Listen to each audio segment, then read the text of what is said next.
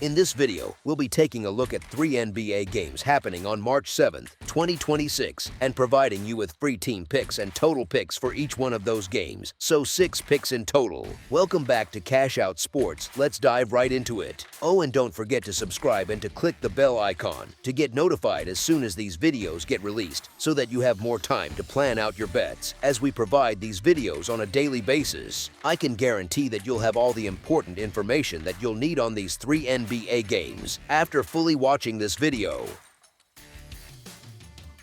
One more thing before we start. If you would like to gain access to our best exclusive sports picks to take your journey to the next level, then check out our Patreon in the link down below, where we offer our best single picks, parlay picks, and much more. Now let's get started.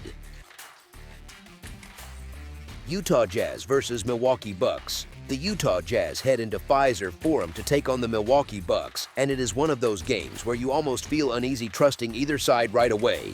Utah just lost to the 76ers, bounced back with a win over the Wizards, and then has the Warriors on deck, which is a strange little stretch for a team that has already dropped 24 of its last 31 games. They are still missing a long list of players, with Lauri Markkanen, Isaiah Collier, Vince Williams Jr., Jusuf Nurkic, and Jaren Jackson Jr. all out, and that kind of depth hit makes it hard to build any steady rhythm, no matter how good one night against Washington might have looked. Thursday's win over the Wizards was encouraging, sure, but when a team has been that cold for that long, one solid outing feels more like an exception than proof that everything has suddenly clicked. The Bucks are not exactly rolling either, which makes this matchup even trickier.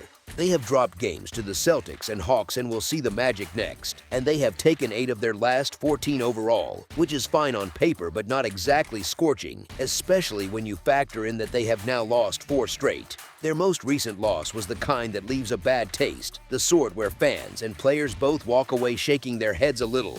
They have ruled out Taurean Prince and Kevin Porter Jr. again, so there is some help missing on the edges of the rotation, even if the core is still intact. Honestly, when you look at how the Jazz have been sliding and how the Bucks have been stumbling, it is easy to say you cannot truly trust either group with full confidence right now. The spread feels high, and that alone might push some people toward grabbing the points almost on principle, especially when the favorite has not looked sharp. Here is the thing, though, the Bucks are getting desperate for a win, and that kind of urgency at home can matter a lot, even against a Jazz team that occasionally flashes life like it did against Washington. Utah comes in as one of the coldest teams in the league, still shorthanded and still searching for answers, while Milwaukee at least has the better overall foundation and the comfort of its own floor as it tries to stop the skid. So while the number is not exactly friendly and the recent form is shaky, the scenario points toward the Bucks finding some temporary relief, taking advantage of a struggling opponent, and having enough of a gap to get a win that also lands on the right side of the spread for them. As our first pick for this matchup, the Milwaukee Bucks to win and cover the spread as favorites is our full game side pick. The Jazz are averaging 117.8 points on 46.6% shooting and allowing 125.5 points on 48.9% shooting, which already hints at high scoring, open games where defenses lag behind. They are hitting 34.6% from beyond the arc and 79.5% at the free throw line, so when they do get good looks and draw fouls, they have enough efficiency to cash those chances.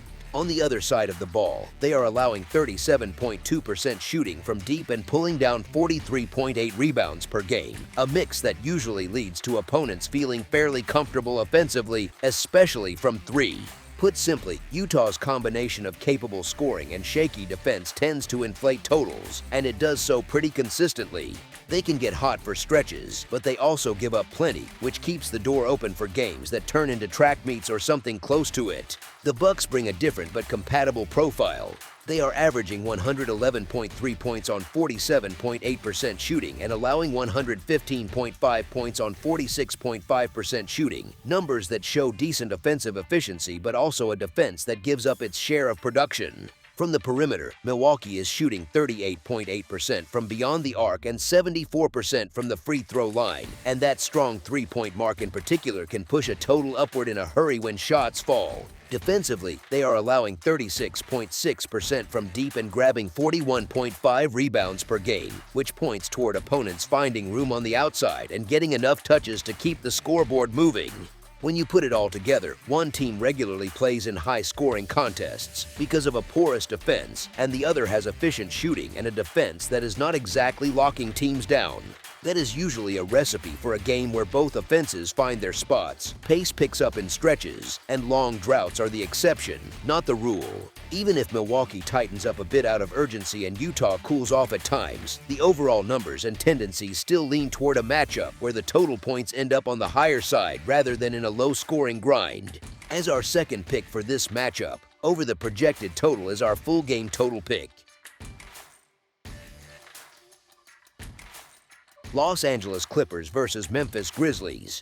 The Los Angeles Clippers and the Memphis Grizzlies square off at FedEx Forum in a matchup that looks straightforward at first glance, but it really is not that simple once you unpack where both teams are right now. The Clippers just beat the Pacers, then let one slip badly against the Spurs, and they have the Knicks on deck, so this spot drops right in the middle of a busy and mentally noisy stretch for them. Even with that stumble, they have still won 24 of their last 35 games, which tells you their overall form has been strong for quite a while, not just a one-week hot streak. Memphis is coming from a very different place. They have lost to the Timberwolves and Trail Blazers and will face the Nets next, and they have dropped 9 of their last 12, which speaks to a group that has been fighting uphill for some time. The Clippers are still missing Darius Garland, John Collins, and Bradley Beal, so they are not exactly at full strength, and that does matter when you think about consistency and late-game execution. The Grizzlies have an even more crowded injury report, with Ja Morant, Santi Aldama, Zach Edey, and Brandon Clark all ruled out, among others, so they are again patching together lineups and leaning on depth players who are being asked to play roles above their usual size. The Clippers had been on a nice run before that loss last night, and blowing a 25-point lead stings in a different way. It tests focus and pride as much as schemes. The one small silver lining in the NBA is that you do not sit with that feeling for long. You get another shot almost immediately, and this looks like one of those rebound chances against a team that has struggled to keep its head above water.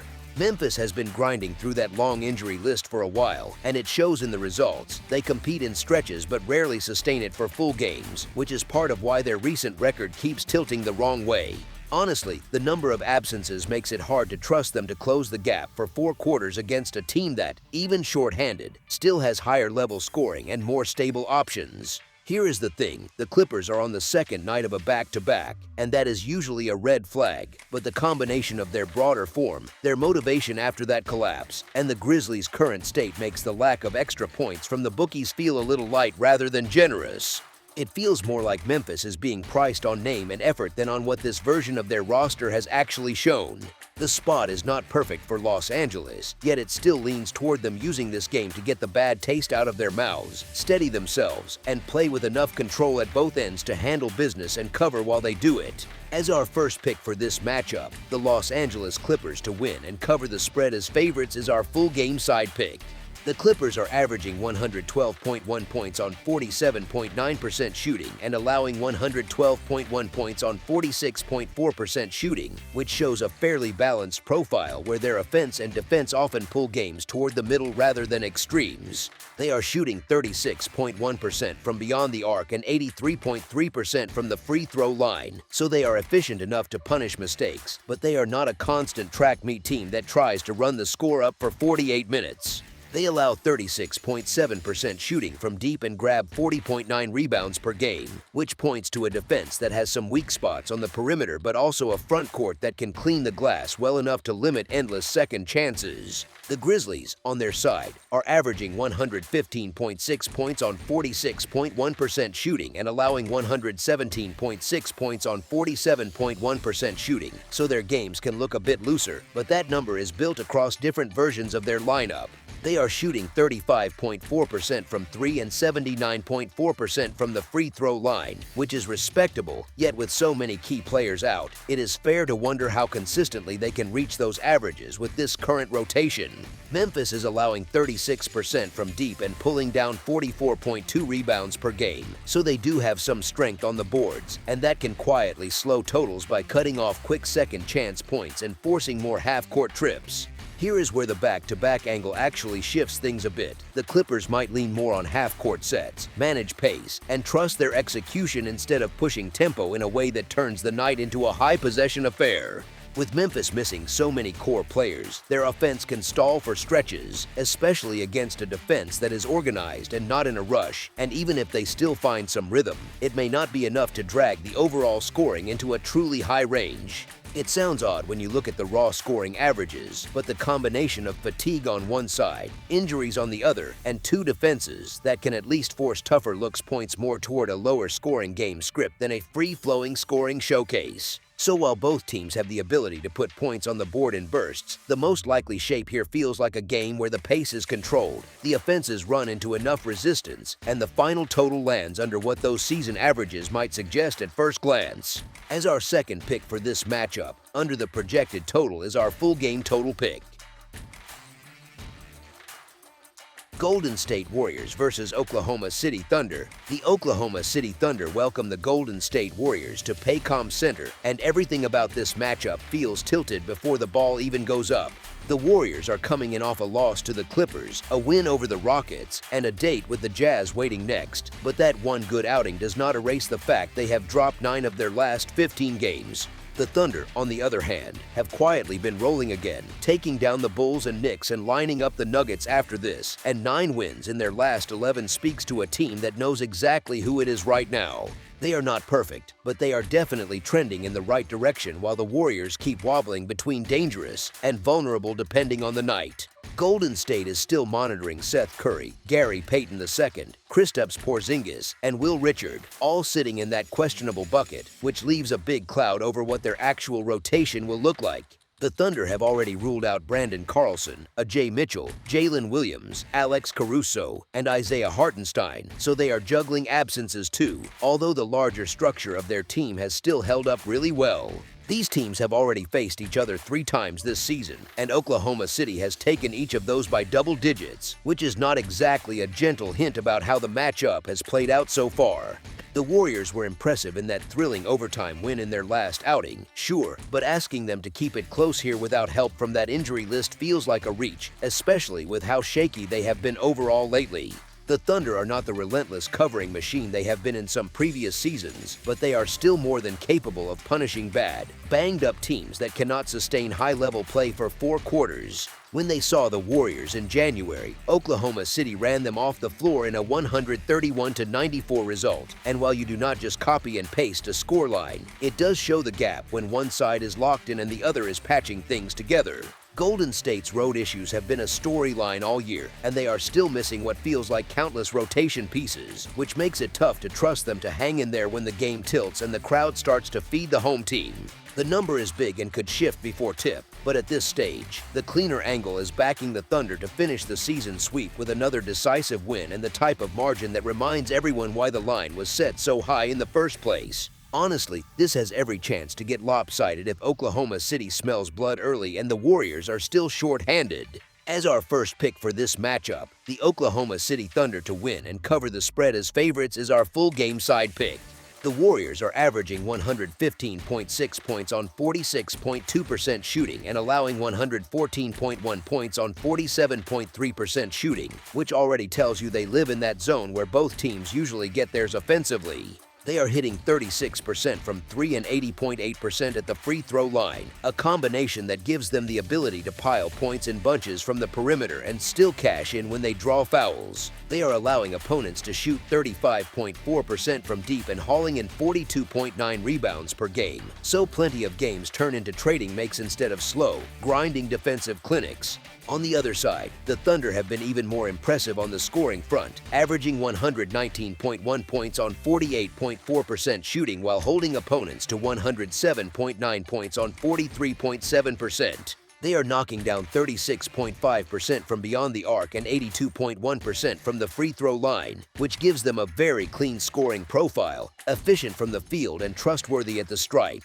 They are allowing 36.8% shooting from deep and grabbing a massive 52.7 rebounds per game, which is a big deal. That kind of rebounding edge can fuel extra possessions, second chance points, and quick push opportunities, especially against a team that can get loose defensively like the Warriors. When you put all of that together, you get one team that plays in high-scoring environments almost by default and another that has elite offensive efficiency and the glass control to keep generating looks. Even if the Thunder defense stays solid, the combination of pace, shooting, and extra possessions leans toward a contest where long scoreless stretches are rare and both sides have enough talent to keep the total climbing.